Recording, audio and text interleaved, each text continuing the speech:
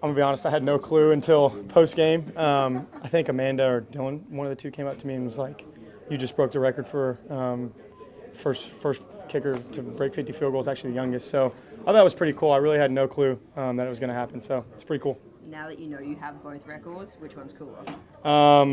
Probably still the longest because, I mean, we joke around about that as guys around the league all the time, and then you finally get an opportunity to break it, and those opportunities don't come very often to break it, and to finally break it was at such an opportune time as well was huge.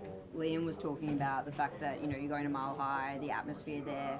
Golf balls go a lot further there than what they do here. What about you for kicking? How's that? Yeah, I was just telling Ryan I'd played there. Played not at Colorado, but in Utah before when we played BYU my sophomore year. And I think the ball definitely does fly a little bit further, obviously. I've only had one sort of experience with that, so obviously we'll have to experiment with that in pregame a little bit and see how far it does impact the ball. How far do you reckon you can get it up there? Shoot, that's all dependent on, I don't know, what the wind situation, cold situation, there's a lot of factors that go into it, so we'll see how the legs feel on game day. Just having the opportunity to come out there and the coaches trusting in me, the players trusting in me to go out there and do my job. In this league, if they spend a lot of money on people, they spend draft picks on people, those people usually get prioritized. Do you feel that's different around here, that if you're playing good football, you're going to get an opportunity? I just control what I can. I go where I'm told. When I first got here, I was on practice squad and giving a look to the offense, which all of us like to do. And when they tell me to go somewhere, I go somewhere. If they tell me to go on, be a kicker, I'll be a kicker. I do what I'm told and try to do it at my best ability. They have had long snapping opportunities. No, that's D. Ham's job, man. Which was I look over it, I see him snapping the ball, and everyone's just like, "What the heck's going on, man?" But yeah, no, it comes down just to doing what you're told and doing it to the best of your ability. What did it mean to you to get your first start after this long journey, all these years? It meant a lot, but it came down to just trusting your fundamentals and technique, and it was an honor and a privilege. So. I try to make the most out of it. It's been a long road to get here, though. I mean, you've been moving a bunch of different teams. What looking back on it, does it make it more rewarding now that you're getting time in a spot in a competing team? Absolutely. I mean, every single day in this league is a blessing. You never know when it's the last time you're going to touch that field, let alone be on a team, be in the locker room. I was on the couch before, and it's easy to take this game for granted until you're in that position. So. It's definitely a blessing, and I'm going to try to make the most out of everything I get. Who told you were getting your first start? Honestly, I didn't really know until the day of the game, and we constantly rotate during practice, and everyone gets, equal amount of reps. And, like I said, going back to I go where I'm told. And, yeah, I was excited to do that. You just showed up on a whiteboard pregame? Pretty much, yeah. So we don't know who's going in or who's starting, who's not, but that's what I was told. So I went in there and tried to do the best of my ability. Who was the first person you called afterwards? My dad. I called my dad. Yeah, I lost my mom back in 23, and that was my best friend. And my dad's now my best friend too. I mean, we were always close, yeah. But yeah, no, I'm really close to my dad now, and so yeah, that was the first time. What was his reaction? He was very happy and proud, and that's what I do it for. Really, it's for my family and for future generations, whenever that may be. But yeah, I do it for my family, and I also do it for my love of my teammates. What does it say about this team that it's a story like yours, B.J. Green, Danny Strigo? I mean, that's a lot of guys that nobody would have penciled in 2 months ago, right, being a part of this thing. Yeah, Quentin Morris. I mean, the list goes on and on. Right. No, it just goes to the type of guys we have in this locker room. Those guys are undrafted. I was undrafted, and it comes with the mindset. So, I mean, those guys are just jumping at the bit for any opportunity they get, and they've been maximizing on that. So it's good to see that as rookies, being as mature as they are, stepping into the roles that they have. So it's a great moment seeing that. Hey, you got the phone call. Here you are. I mean, here it is. Important December football, and here you are in a winning locker room. Right? No doubt. I'm actually from Brunswick, so hometown team. I'm just happy to be here, honestly. And like you said, it's championship football, and this is what you kind of dream of as a boy growing up with aspirations to play for the Jags. Being from Brunswick, you want to play on a championship Jaguars football team. I'm going to guess, I could probably guess your favorite Jaguar player if you're a running back, right? Oh, of course. Of course. And he followed me on Instagram like when I was in Seattle, and I was like, dang, that's sweet. That's sweet. But yeah, I kind of DM him every chance I get, ask for advice. Pretty sweet. We're talking about Fred or Mojo? Oh, you come on. I was too young to really watch Fred. But yeah, Maurice, yeah. I figured that might be the case. I forgot how old I am too, I guess. Yeah, nah, Fred T, man, I was a little too young to like actually like have memories of like watching it. But then like, you know, Mojo being undersized but big heart. That's because I played quarterback in high school and quarterback my whole life, and then, you know, everybody telling me like, oh, you too little to play quarterback. So I kind of used that chip. I'm undersized. I'm going to do it. But then get to college, play running back, and, you know, rest is history. What were you doing before you got the call? Where were you? Home, actually. I had just finished some recovery stuff. You know, we did dinner at the house, my wife, my 3 boys. And then my agent just called and was like, yeah, you want to go to Jacksonville? I was like, shoot, do I? Let's go. It's home in Brunswick. Is that where you're living there? Yeah, home is Brunswick. Obviously the kick return game. You figure that's why they got you for some depth, but also maybe add to that part of the game this week, maybe.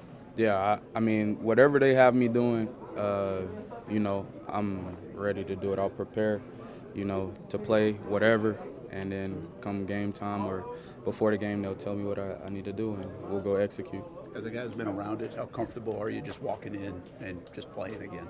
Oh, I've been, you know, on practice squad with the Panthers, going against their one defense, and yeah, I've been playing football for however many weeks this season's been going, so I'm pretty prepared to step in and, if needed, and do what I got to do. A couple of familiar faces on the coaching staff. Does that help the transition at all? Oh, yeah. I spent a good bit of time with Coach Whip in Arizona, and then Shane and Chad and those guys, Kali'i in Seattle. So, yeah, it makes it, you know, familial. Like, there's like family coming from, you know, Seattle and other places. So, yeah, it made it a little bit better. These big-time games that you guys have on Sunday, are these the types of games that, you know, you get so excited for as a player? Yeah, this is a cool one. A game like this late in December, I mean, this is you try to give yourself the opportunity to play meaningful games this time of year, and we've done that. So it's the next one that's always going to be the most important one. But kind of like I was alluding to earlier, just what can we do this week to make ourselves a little bit better? What can we, small details, technique fundamentals that we can improve on for this week? Do you I mean, you're on 5-game win streak now. Do you applaud yourself at all, or do you not worry about the celebration since you guys are still in season? I think you're definitely proud of what you've accomplished, but you still have to take it and learn from it, because every game you win or lose, there's going to be things that you can get better at. So it feels good to win. You love to be able to coach off a win, and that's awesome. But where are we going to make the next improvements? Because you win some games and you say, we won, but if we play like that versus someone else, we're not going to win. And so it's, like I said, keeping yourself grounded, keeping yourself based on what got you here, and continuing to improve it. You worried at all about going to the shoulder on the game-winning fist pumps? I saw him rubbing it today. I told him I told him he needs a massage. We'll see. We'll see if he can still call it. I'm going to have to get Grant in there. How much are you guys now looking forward to that after a W, him coming in there? It's pretty cool.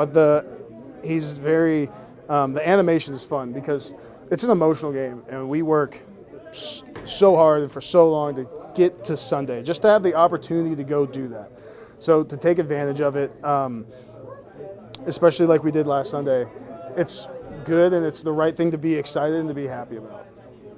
But this Denver pass rush, and I mean, they've got some elite guys, but it's deep too. There's a lot of guys with 3 or 4 or more sacks on this team. Yeah, great group of players. Definitely the strength of their entire team, but definitely their defensive front.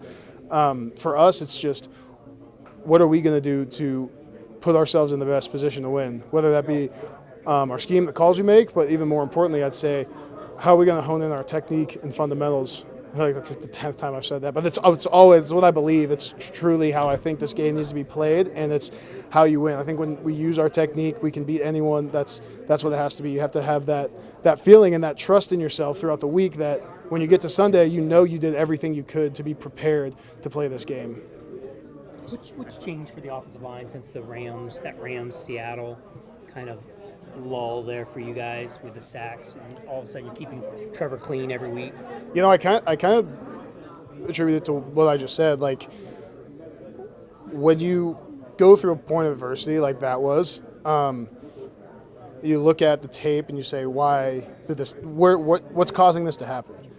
And again, in my opinion, that can always be attributed to technique and fundamentals. But that you watch it and you say, okay, what am I doing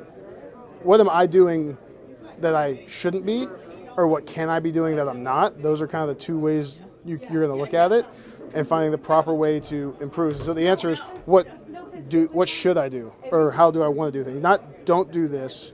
It's more like do this instead. So it's honestly, it's simple. I'd say it's simple. It's not easy, but it really does come down to those things every play.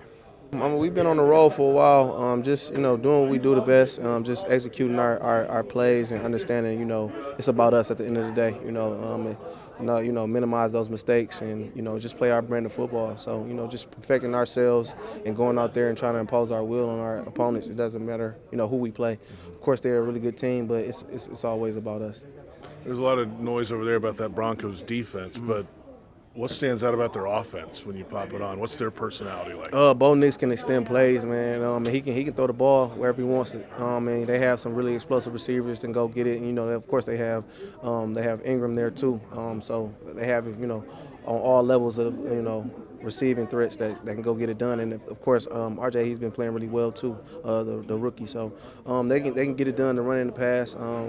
So they're definitely not just one-dimensional football team. So we got to prepare for the run and pass with them. Is the altitude real? Mm-hmm. Oh, of course, yeah. So I played there a few times and it was real. I also played in Utah, it's close over there in the mountains. So I was gasping. But we're professional athletes, man. We got to get ready for that. We got to understand that does sometimes play a factor. But we got to be ready for the fourth quarter. Go out there and execute and do what we do. Is that why they've been so good maybe in the fourth quarter? No, they're just a good team. They're just a good team. They understand how to finish, and they do a really good job of, running tempo and different things like that. And their defense is always attacking. So it's just about, what type of football team they are, and that's just who they are. So I feel like we really have a good matchup with them, and I feel like we that type of football team too. So it doesn't matter where we play. We got to go out there and, handle business. Big-time game on Sunday. Are these the types of games that really excite you as a player? I get the butterflies for every game I play, honestly, and that's just me being in love with this game since I was 5 years old. So every game is very important to me. In the NFL, every game definitely counts. So this one definitely counts for Sunday, and it definitely means a lot for all these games mean a lot for us going forward. How impressive would it be to sweep the AFC West? How good those teams are and what you've been able to do so far, I guess. Yeah, like I said, we just want to go out there and execute against anybody that we play. Of course, it's always a good thing when you can win on the road, but like I said, it's about us going out there and playing our brand of football and being able to go out there and impose our will. The animation, the personality of Liam when he comes in after a win, are you now can't wait for that after 10 of these things? Or yeah, we can't wait for Victory Monday. That's what a lot of guys are excited about. But of course, you love it when your coach goes out there, even during the game, show that emotion that he's investing and he want to go out there and compete with the play callers that he's going up against. So it's definitely a good thing when you have a fiery guy like that on your side that want to go out there and win games too. So he creates that culture, and we just go out there and field and have that, we embody it. Liam talked a lot today about how he feels like he's seen the trust in this team grow. Just how much, from your perspective, have you seen the trust within each other grow? I mean, we do everything together. We go out, we go to different, charity events, and support each other. Not just on the field, but just understanding what your guys are and who your guys are. So when we got that, that trust, and we understand who we are, we understood how we want to play on the field together, and we want to play for each other, and we never want to let one another down. So the trust has grown a lot, and we've gotten closer as a team, and you can feel that when we're on the field and off the field.